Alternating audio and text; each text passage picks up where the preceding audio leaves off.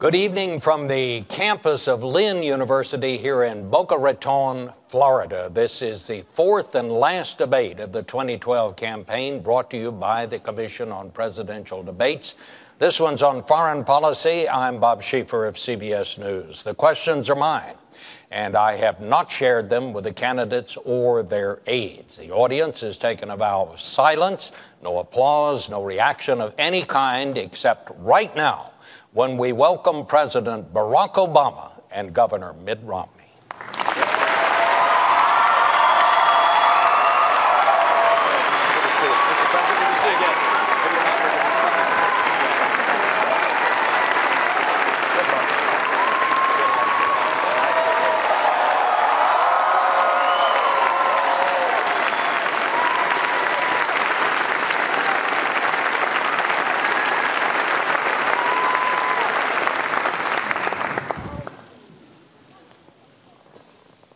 Gentlemen, your campaigns have agreed to certain rules, and they are simple. They've asked me to divide the evening into segments. I'll pose a question at the beginning of each segment. You will each have 2 minutes to respond, and then we will have a general discussion until we move to the next segment. Tonight's debate, as both of you know, comes on the 50th anniversary of the night that President Kennedy told the world that the Soviet Union had installed nuclear missiles in Cuba, perhaps the closest we've ever come to nuclear war. And it is a sobering reminder that every president faces at some point an unexpected threat to our national security from abroad. So let's begin.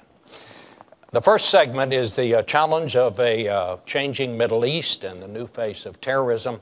I'm going to put this in. Let's go to the next segment, because it's a very important one. It is the rise of China and future challenges for America. I want to just begin this by asking both of you, and Mr. President, you go first this time. What do you believe is the greatest future threat to the national security of this country? Well, I think it will continue to be terrorist networks. We have to remain vigilant, as I just said. But with respect to China, China's both an adversary, but also a potential partner in the international community if it's following the rules. So my attitude coming into office was that we are going to insist that China plays by the same rules as everybody else. And I know Americans had seen jobs being shipped overseas, businesses and workers not getting a level playing field when it came to trade. And that's the reason why I set up a trade task force to go after cheaters when it came to international trade. That's the reason why we have brought more cases against China for violating trade rules than the previous administration had done in 2 terms.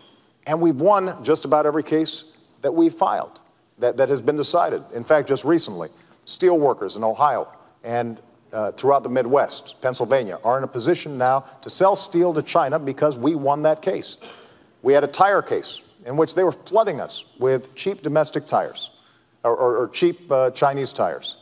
And we put a stop to it, and as a consequence, saved jobs throughout America. I have to say that Governor Romney criticized me for being too tough in that tire case.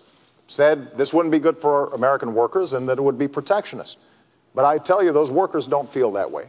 They feel as if they had finally an administration who was going to take this issue seriously.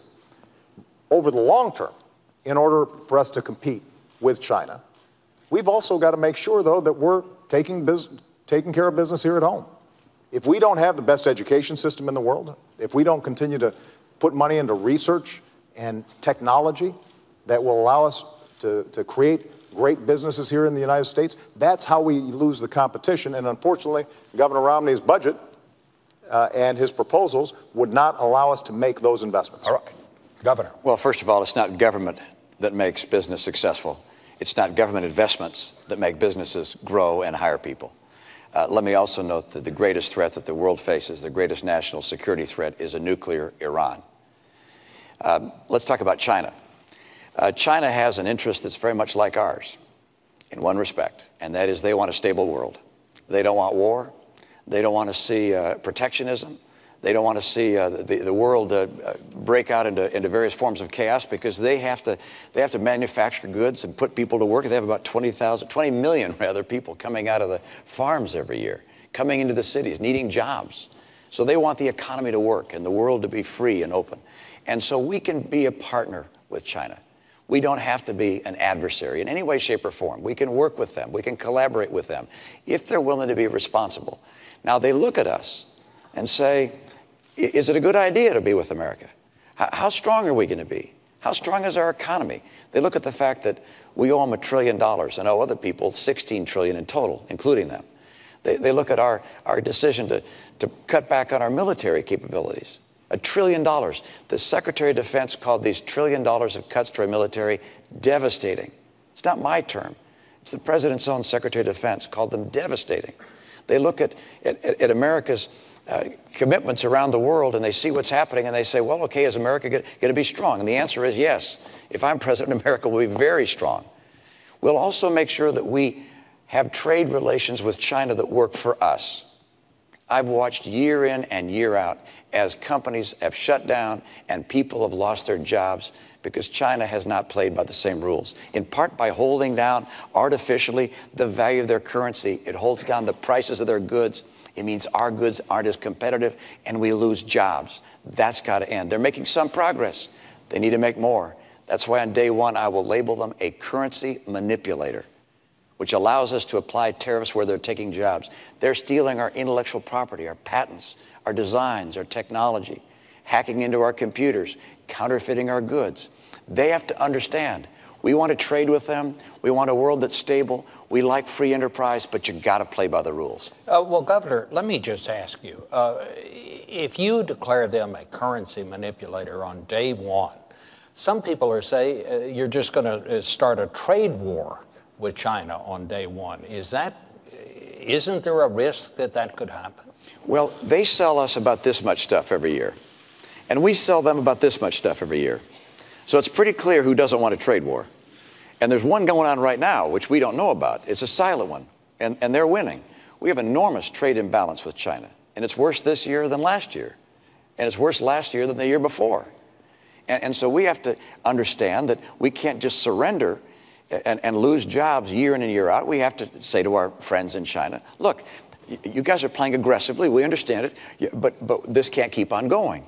You can't keep on holding down the value of your currency, stealing our intellectual property, counterfeiting our products, selling them around the world, even into the United States. I was with one company that makes valves in process industries. And they said, look, we were having some valves coming in that were broken, and we had to repair them under warranty. And we looked them up, and they had our serial number on them. And then we noticed that there was more than one with that same serial number. There were counterfeit products being made overseas with the same serial number as a U.S. company, the same packaging.